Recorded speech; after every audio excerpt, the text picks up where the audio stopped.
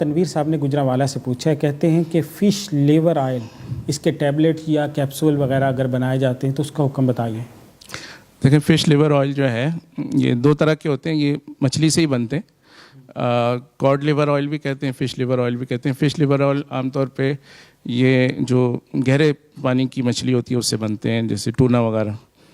اور جو card liver ہوتے ہیں یہ کاڈ فش ایک ہوتی ہے اس سے بنتے ہیں، اور دونوں میں کچھ فرق ہوتا ہے، وٹامنس اے ڈی کچھ زیادہ ہوتی ہے، کسی میں کم ہوتی ہے، لیکن بہرحال سورس ان کا فش ہے، تو لہٰذا مچھلی حلال ہے تو مچھلی سے حاصل کردہ یہ چیز بھی حلال ہے۔ لیکن جو اس کے کیپسول ہوتے ہیں اس میں اوپر جیلیٹن ہوتی ہے،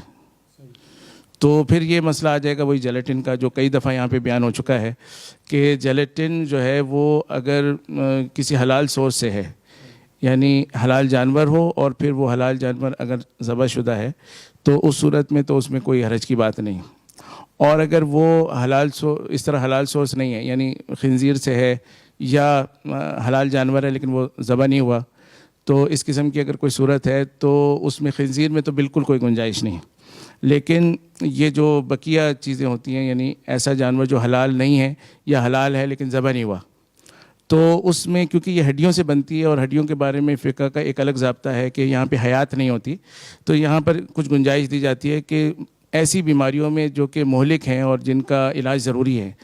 تو وہاں پر اس کی گنجائش دی جاتی ہے۔ لیکن یہاں پر ایشو یہ ہے کہ فش لیور آئل عام طور پہ بیماریوں میں نہیں بلکہ طاقت وغیرہ کے لیے عام طور پہ اس کو ریکمنڈ کیا جاتا ہے، تو لہٰذا اس میں اس قسم کی رعایتیں نہیں ہونی چاہیے۔ اگر حلال سورس سے جیلیٹن ہے تو اس کو استعمال کرنا چاہیے، اور اگر حلال سورس سے نہیں ہے تو کیونکہ کوئی ضرورت کی چیز نہیں ہے تو پھر اسے استعمال نہیں کرنا چاہیے۔ جی بہت بہت شکریہ مفتی فیصل احمد صاحب۔ اور یہاں اس کے ساتھ یہ ایڈ کرتا جاؤں کہ پاکستان کے اندر حلال سرٹیفائڈ جیلیٹن لینر پاک کے نام سے ایک کمپنی موجود ہے۔ اگر جو لوگ جیلیٹن کانشیس ہیں اس حوالے سے احتیاط کرتے ہیں تو ان کو چاہیے کہ وہ پھر لینر پاک کی جو جیلیٹن ہے وہ لیں، اس کو استعمال کریں، خصوصاً وہ لوگ جو مصنوعات بناتے ہیں۔ جی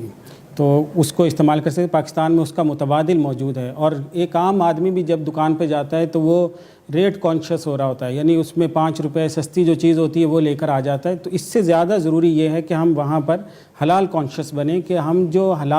جس حلال سرٹیفائڈ جو پروڈکٹ ہے وہ لیں، اس کو دیکھیں کہ بھئی اس کے اوپر حلال سرٹیفیکیشن موجود ہے تو ہم یہ خریدیں گے، دوسری نہیں لیں گے جس کی حلال سرٹیفیکیشن نہیں ہے۔ تو اس سے انشاءاللہ بہت اچھی اویئرنیس بھی ہوگی اور لوگوں کو بھی اس سے انشاءاللہ پتہ چلے گا۔